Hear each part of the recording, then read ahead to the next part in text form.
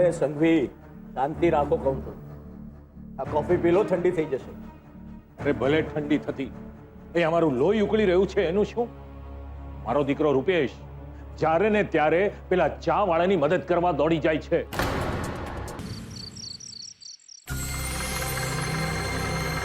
હાલો પપ્પા, મારે શું કરવાનું છે?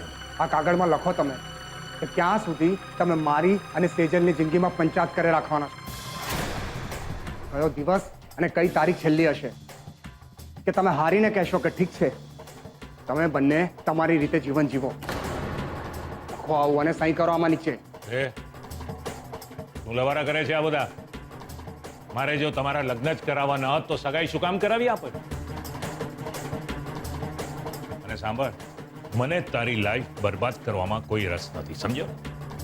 તું જે આ ઉધામા કરે છે અને રોજ નવા નવા એડવેન્ચર્સ કરે છે ને, તારી લાઈફમાં તને બરબાદ કરવા માટે એ જ પૂરતા છે. હા, તમારી પાસે બોલવા માટે કશું નથી એટલે દોષનો ટોપલો તો મારા માથે જ ઠાલવશો ને તમે.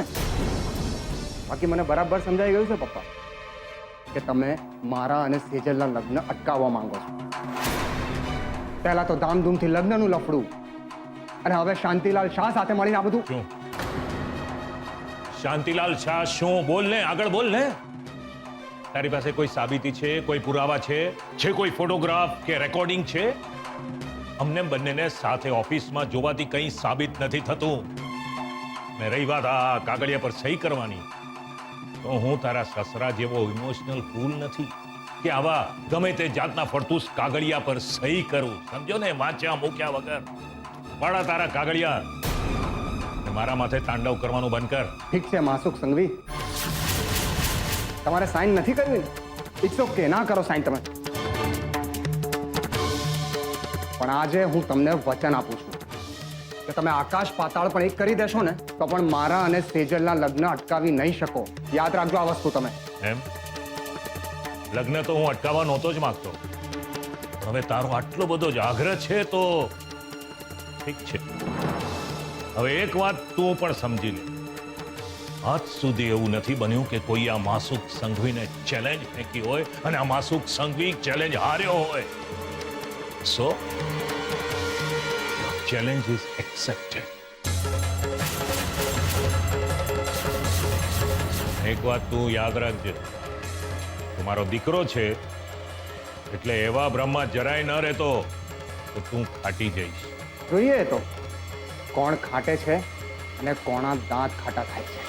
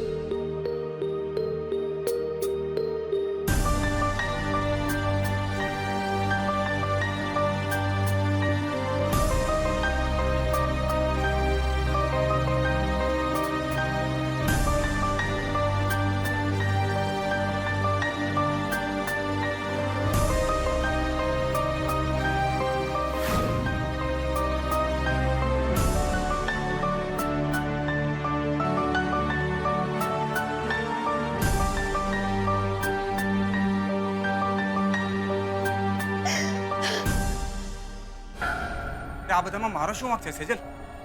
પપ્પાને શું મેં કહ્યું હતું કે તારા ઘરે આવીને પપ્પાજીનું અપમાન કરે? નહીં ને? તો પછી પપ્પાના કર્યાની સજા તું મને શું કામ આપે છે? તો બીજું શું કરું રૂપેશ? તારા પપ્પા જ્યારે હોય ત્યારે મારા પપ્પાનું અપમાન કરતા ફરે છે. સૌથી પહેલા જ્યારે અમારી દુકાન સીલ થઈ ગઈ ત્યારે ગુડવિલના નામે એમણે મારા પપ્પાના મોઢા ઉપર પૈસા માર્યા હતા અને હમણાં અહીં ઘરે આવીને જોડા માર્યા. માન્યું કે ઘર તમારા લોકોનું છે, પણ અમે તો નહોતું કીધું ને કે અમને રહેવા આપો. જો એમને આટલી જ પ્રોબ્લેમ હતી તો તારી સાથે ઝઘડી લેતા. મારા પપ્પાનું અપમાન કરવાની શી જરૂર હતી? એક મિનિટ. હવે આમાં તારા પપ્પા મારા પપ્પા આ બધું ક્યાંથી આવ્યું? તું સ્વભાવ જાણે છે ને એમનો? ને હું તો પહેલેથી કહેતો આવ્યો છું કે એમનાથી દૂર રહેજે તું. હા, એટલા માટે જ દૂર જઈ રહી છું. તારા પપ્પાથી પણ ને તારાથી પણ.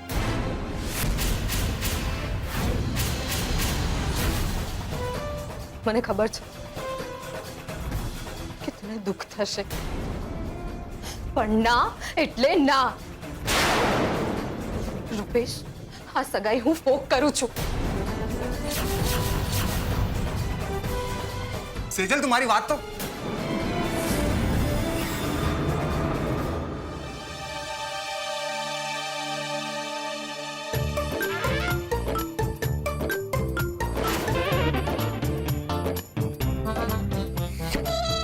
ઓ પપ્પા, આ શું કરો છો? મારી પાછળ ફર કરો છો. તમે મારા બોડીગાર્ડ છો. એ બોડીગાર્ડની સગલી મને એમ કે આ બધું તું જે લઈને આવ્યો છે હે એના પૈસા ક્યાંથી આવ્યા? કહું છું, હજી કહું. હજી નથી કહું. જે હું કે તારી ખુશ્બુ છું કે આમ બોલ. નથી કેવું, જાઓ. નથી કેવું? ના. અરે બોલ ને મારા વાલા, એ મારા દીકરા, બોલ ને. અહીંયા યાદ નથી. બોલ. અરે પપ્પા, બેસો આવ. આજો, તમારા માટે નવું પેન્ટ શર્ટ લાવ્યો છું, બ્રાન્ડેડ. એન્જોય. બ્રાન્ડેડ કપડા? હાલા એ રાહુલ્યા, એ મને એક વાત કે, આ બધું તું જે લાવ્યો છે એ બરાબર છે, પણ બેટા આના પૈસા ક્યાંથી આવ્યા? ના, જ્યારે તું મારી માટે આવી બધી વસ્તુ લાવે ને મારું આમ બીપી વધી જાય છે બેટા. મને કહી દે, એકવાર કહી દે. ઠીક છે, કહું છું પપ્પા. આ પૈસા છે ને મને શાંતિલાલે આપ્યા છે, એ પણ એડવાન્સમાં. એમ? આ પૈસા તને શાંતિલાલ આપે? હે? હા, શાંતિલાલ તને પૈસા શું કામ આપે? क्योंकि पप्पा हीरे की परख जौहरी जाने, समझा? અચ્છા, એમ? તો મને એમ કે આ પૈસાને બદલે તારે શાંતિલાલને શું આપવાનું? સિમ્પલ પપ્પા, આપણું ફેવરેટ કામ, કિંજલની વાટ લગાડવાની અને છે ને એના કામમાં ડખા ઉભા કરવા. એ શું કરે છે, શું નથી કરતી, ક્યાં જાય છે, ક્યાં નથી જતી, આ બધા રિપોર્ટ આપણે આપવાના ને પૈસા લેતા રહેવાના. માનો છે ને પપ્પા કે મારામાં પણ દમ છે. એ શાંતિલાલ જેવા મોટા બિઝનેસમેનને પણ મારી જરૂર પડે છે. એમ? વાહ રે વાહ મારા દીકરા. હે વાહ.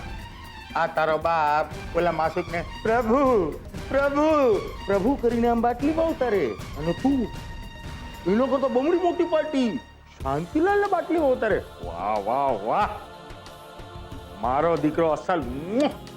એ કિંજલ વાળું કામ મને આવડે છે. આમાં મારી કઈ જરૂર હોય તો મને કહેજે.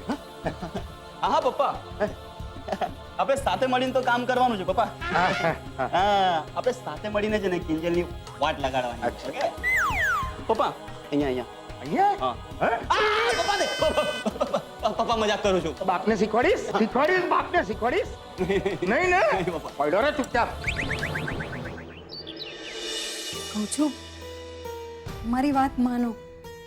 તમે આજે ને આજે જવાની જીદ મૂકી દો. કિંજલ ક્યાંક ને ક્યાંક રહેવાની વ્યવસ્થા કરી જ દેશે. બીજલ, જા તો બેટા પપ્પાની બેગ અંદર મૂક્યા. નહીં, બેગ ત્યાં જ રહેશે. મેં આપેલી મુદત હવે પૂરી થવામાં છે. મને ખાતરી છે કે મુદત પૂરી થાય એની પહેલા કિંજલ અહીંયા હાજર થઈ જશે. પપ્પા, લો કિંજલ પણ આવી ગઈ.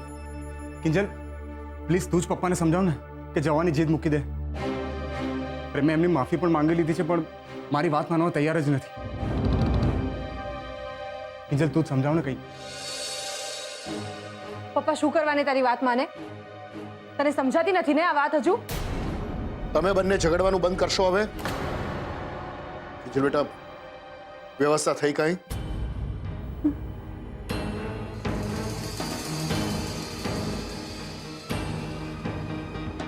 આઈ એમ સોરી પપ્પા. હું બધે ફરી વળી પણ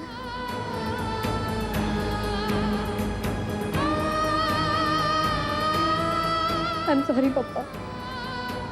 હવે મારામાં હિંમત નથી. હું તમારી પાસે હજુ એક દિવસની મુદ્દત માંગુ. આઈ એમ સોરી. સાંભળી લીધું બધાએ? આજ પછી આપણે આ ઘરમાં રહેવાનું નથી. અરે સૂકો રોટલો ખાઈ લઈશું પણ કોઈના હોશિયાર બનીને નહીં રહીએ. કિંજલ, હા પપ્પા.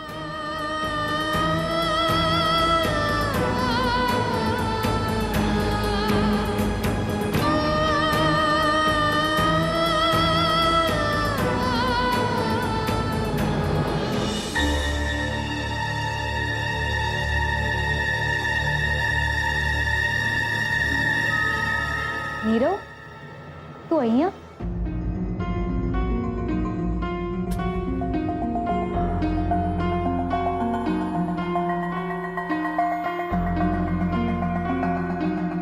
બેટા તું અહીંયા? હું પણ તમને એ જ પૂછવાનો હતો અંકલ. પણ મને લાગે છે હું કોઈ ખોટા સમય અહીંયા આવી પહોંચ્યો છું.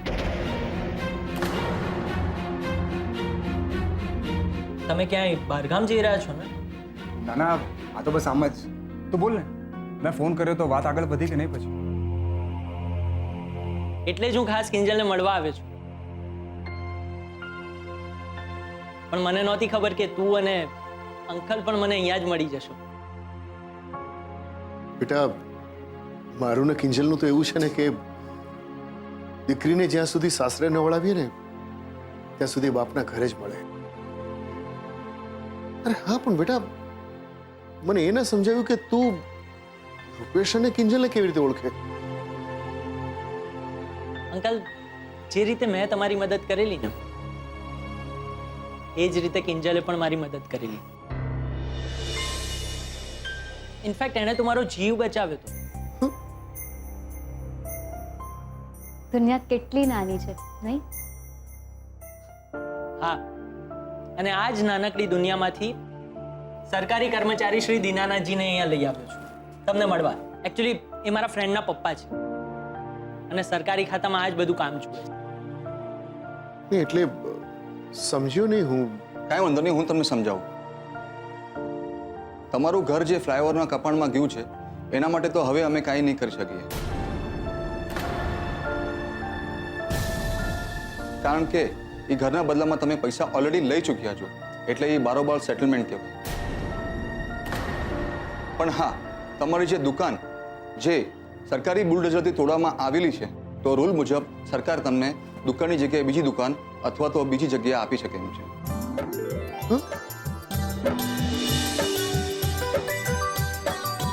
પણ નોટિસમાં તો એવું લખ્યું હતું કે અમને ભરણ પોષણમાં કંઈ નહીં મળે. મને ખબર છે, પણ એવું જરૂરી તો નથી કે કાયદો બદલાતો નથી અને ઓફિસરની બદલી પણ થઈ જતી હોય છે અને ઘણી વખત નોટિસમાં પણ ખોટું છપાઈ જતું હોય છે.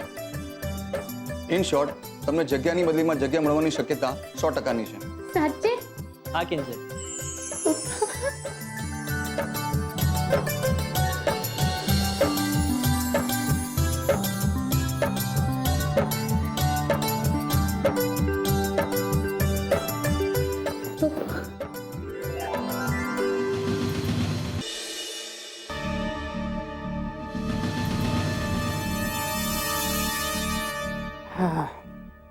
અરે સંઘવી, શાંતિ રાખો કહું છું. આ કોફી પી લો, ઠંડી થઈ જશે. અરે ભલે ઠંડી થતી, એ અમારું લોહી ઉકળી રહ્યું છે એનું શું? મારો દીકરો રૂપેશ જ્યારે ને ત્યારે પેલા ચા વાળાની મદદ કરવા દોડી જાય છે અને હવે તો એનામાં એટલી હિંમત આવી ગઈ છે કે એણે મને ચેલેન્જ કરી છે કે હું એ લોકોનું કંઈ બગાડી શકું એમ નથી. અને હમણાં તો પાછું કંઈક નવું શરૂ કર્યું છે. એ પેલા ચા વાળાને પપ્પાજી નહીં પપ્પા કહીને બોલાવે છે. અરે એ ચા વાળો એનો બાપ છે કે હું? અરે ભલે ને બોલાવો તો માસુભાઈ, આ નવો સંબંધ હોય ને ત્યારે થોડા દિવસ બધું સારું લાગે, પણ એકાદ બે અનુભવ થશે ને એટલે અરે શું ધૂળ અનુભવ થશે? શાંતિલાલ, મને તો એવું લાગે છે કે અત્યારે મારા હાથમાંથી મારો દીકરો અને મારો બંગલો બંને ગયા. સાચી વાત કહું તો મારી પણ હાલત કંઈ બહુ સારી નથી. પેલી કિંજલ જે મને ઓફિસમાં આવીને ચેલેન્જ આપીને ગઈ હતી ને, હવે સાંભળ્યું છે કે એના ટી સ્ટોલ માટે એને સરકાર તરફથી વળતર મળવાનું છે. શું વળતર? અરે પણ એ કઈ રીતે શક્ય છે? અરે એને માટે તો મેં નોટિસમાં ચોખ્ખે ચોખ્ખું લખ્યું હતું કે કોઈ પણ જાતનું વળતર નહીં મળે. મને બધી ખબર છે સગવી, અને એ બધું કોના કહેવા પર થયું હતું એ પણ મને ખબર છે. પણ કદાચ તમને ખબર નહીં હોય કે એને વળતર અપાવવા પાછળ કોનો હાથ છે. મારા દીકરા નીરવનો. તમારો દીકરો નીરવ? હા, હવે તમે જ વિચાર કરો. જે છોકરી અને એનો બાપ ગલી ગલીએ જઈને ચા વેચવા માંગતા હોય અને મારો દીકરો ગલીએ ગલીએ જઈને એમની મદદ કરવા માંગે છે. હવે તમે જ મને કહો, મારું લોહી કેવું ઉકળતું હશે? હદ થાય. આપણે અહીંયા કરોડોનો ધંધો કરીએ, લોહીનું પાણી કરીએ, આપણા દીકરાઓ પેલા ચા વાળાની દીકરીઓની આગળ પાછળ ફરતા રહે. મને તો થાય છે કે કંઈક એવું કરી નાખું કે એક જ વારમાં બધું પતી જાય. પતી જાય. પણ મને એવું લાગે છે માસુભાઈ કે એ કામ માટે આપણે ડાયરેક્ટ મેદાનમાં ન ઉતરવું જોઈએ, એટલે ઊંધા કાન પકડાવવા જોઈએ. સમજી ગયો. અને એ કામ માટે મારા મગજમાં બે નામ આવે છે. એક તો મારો ઉત્કર્ષ, જે તમારી પાસે ફાઇલ લેવા આવ્યો હતો, અને બીજો રાઘવ દાસનો દીકરો રાહુલ.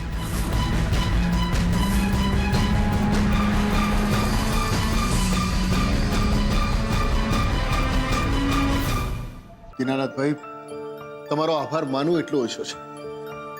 અરે તમારા આ સમાચાર અમને કેટલી રાહત પહોંચાડી છે, શું કહું તમને. એ તો તમારા બધાના ઉત્સાહ પરથી જ મને સમજાઈ રહ્યું છે. બેસો ને. મીરા, સાહેબ માટે ચા નાસ્તો. હા હા, હમણાં જ લાવી. ના ના, એની કશી જ જરૂર નથી. અમારે અમુક નિયમોનું પાલન કરવાનું હોય છે. આ તો નીરવે ખાસ કેવડાવેલું એના માટે આવ્યું છે. મને મોડું થાય છે. તું કાલે જઈને જગ્યા જોઈ આવજે કિંજલની હારે. જો પસંદ આવે એટલે આગળની ફોર્મેલિટી કમ્પ્લીટ થતી થાય. જી અંકલ.